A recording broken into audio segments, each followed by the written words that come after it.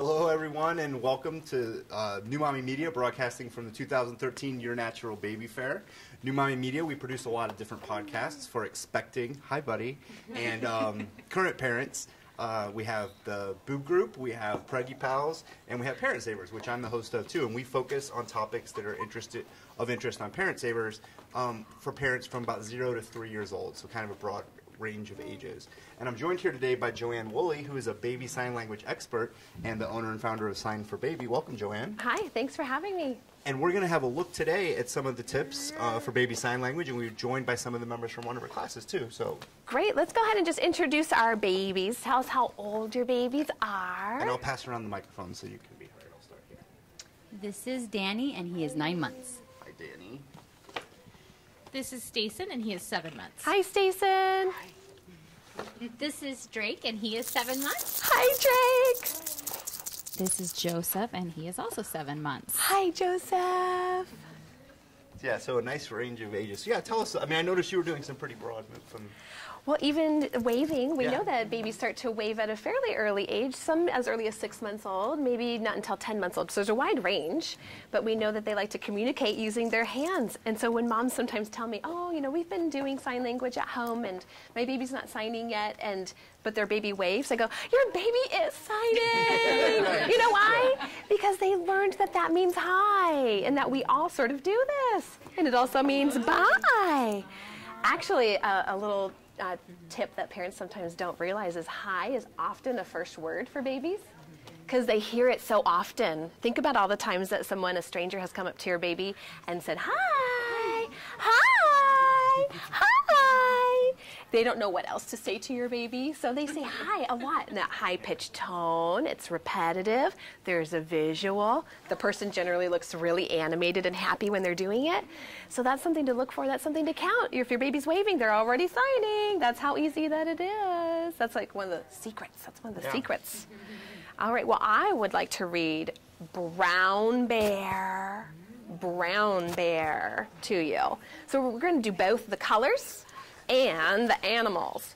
But for this age, I would tend to focus on the animals. Colors might be a little bit too abstract, but the animals are super fun if you make the animal noises. So I'm gonna need your help, mamas. If you'll help me out and make the fun animal noises, that is what's really gonna captivate them.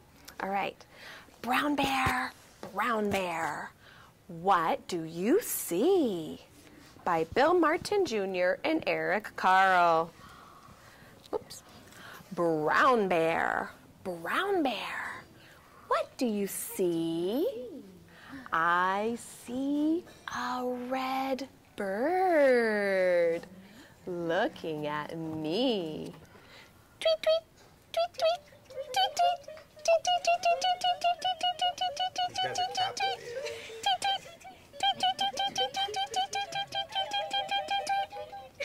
tweet, red bird. What do you see? I see a yellow duck looking at me. Quack, quack, quack, quack, quack, quack, quack, quack, quack, quack, quack, quack, quack, quack, quack, quack, quack, quack,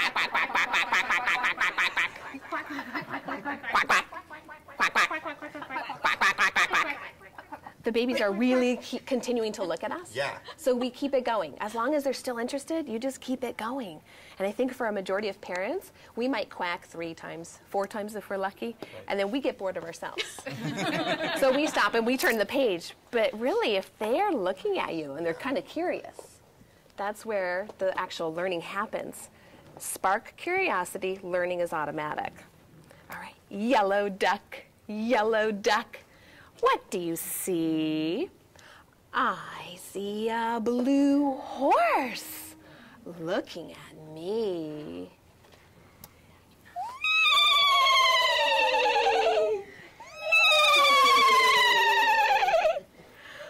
Good job! Blue horse. What do you see? I see a green frog looking at me. Ribbit. Awesome! Good job! Green frog, green frog, what do you see? I see a purple cat looking at me. What does the kitty cat say? Meow, meow, meow, meow, meow. For some of you who have cats at home, they also make this sound. Brrr, brrr. Oh, you like that one, Joseph? How can you not pay attention when everyone is just totally into it? Yeah. It's so great. Seeing how And did you see his curiosity was piqued? We changed it. One simple change from meow to brrr, and he just lit up. Yeah. So that'd be the one I do at home, Mom. I have a cat. But Oh. You don't have to get one. Just because your child is signing cat, you don't have to get one. Stuffed animal, maybe. Purple cat, purple cat, what do you see? I see a white dog looking at me. Anyone have a dog at home? Yes? Dog is a must. You have to start with signing dog because it's fun, right? Ruff, ruff, ruff, ruff, ruff, ruff, ruff, ruff, ruff, ruff, ruff, ruff. And however your bark sounds, it's okay. If yours is a little, that's fine. But the fun, the differences that we all make is what's going to captivate them. If I say it the same way over and over and over again, but Uncle Joe comes over and says it different, who do you think they're going to be perked to pay attention to? Yeah, Uncle Joe. Uncle Joe, yeah. So captivate them by using your other family members. All right. White dog, white dog, what do you see? I see a black sheep looking at me. Can you guess why this is the sign for sheep? The shears, yes. Good job. See how iconic baby signing is? It looks like it. Oftentimes it looks like it. Well, is that the American Sign Language sign? Though, Yep, too, for we sheep, are right? using ASL. My mom is deaf, so I definitely value using ASL. On occasion, we'll modify something to make it a little bit easier, or sometimes even me, who knows ASL fluently, would not stay 1 or 2 steps ahead of my own children, so they'd make up a sign. And sometimes the story would be really cute, so we'd just kind of go with it, but... Well, but that happens with real language. Exactly. With verbal language, too. Exactly. Yeah, kind of make up words and have your own thing. Yeah, it's like your inside family special thing. Yeah. So, in our family, there's maybe 5 out of the whole, my kids probably know 300 signs. So only like 5 that are made up. I don't usually advocate for making up the sign, but if it's like a cute story, it's okay. All right, black sheep, what do you see? I see a goldfish looking at me. And I have some parents that insist that fish make noises. So by all means, if you like to make a fishy sound,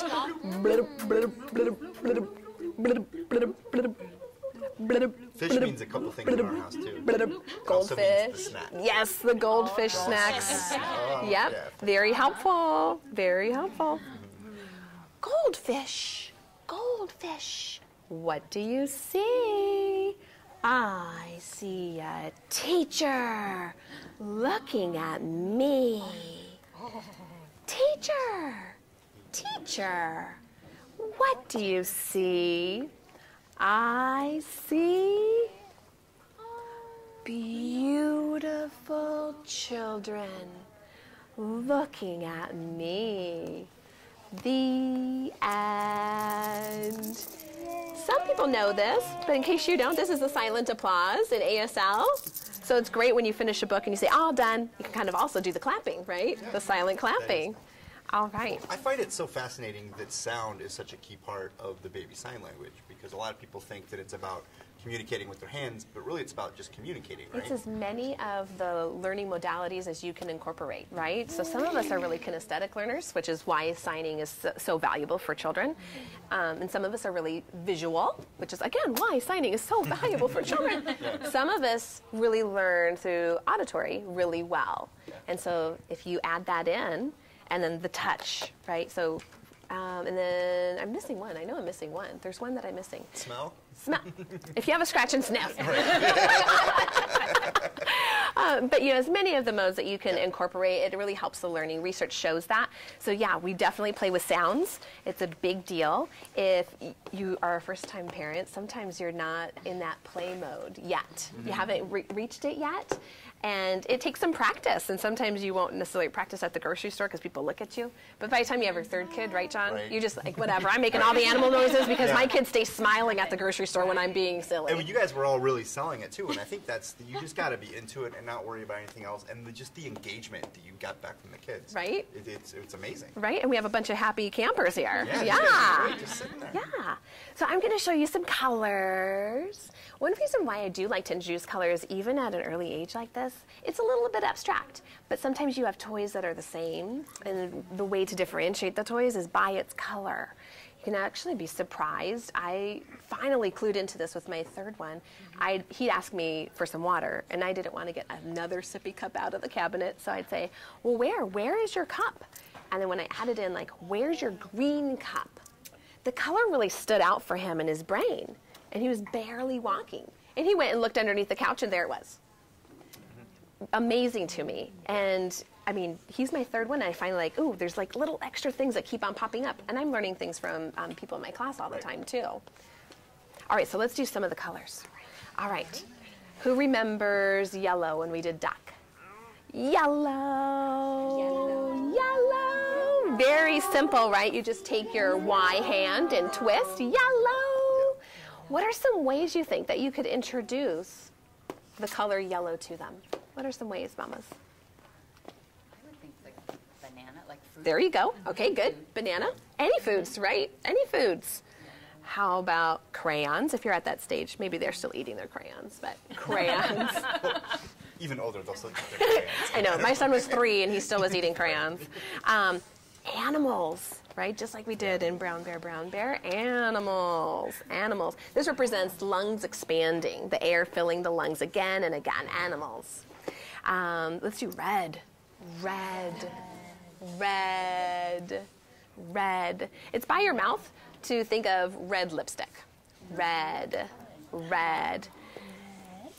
And blue. We'll stick with the primary colors. Blue. And it's like you were saying, you don't know when they're necessarily going to be picking up the colors. Right, you don't know when. You don't know when. You think, so. Right. Blue. So again, just the B hand and a little twist. Really, really easy to remember. Green. Green. Green. Can you think of anywhere else where you might introduce colors besides foods, besides their toys? Outside! Yes! When you're outside, I believe that children already have their learning hats on. They're primed to learn. They got some fresh air. They're outside of that, compact 4 walls. So it's a perfect place to sign in. It doesn't have to be colors. It can be really anything, point out a butterfly, point out the dog. Ruff, ruff. Oh, I got Drake's attention. Ruff, ruff, ruff, ruff, ruff, ruff. Ruff, ruff, ruff, ruff, ruff, ruff, And once you're even like driving around, whether it's colors, if there's signs that they know, you could go on a hunt for those signs. too, Absolutely. right? Even in the car. Right? And then you can incorporate signs with all of your different age children, right? Yeah. So you can keep it as a game. Yeah. One of the things that parents tell me all the time after their children are like 4 and 5 years old, and sometimes you have to wait a little while at a restaurant, play a sign game. Keep your child occupied.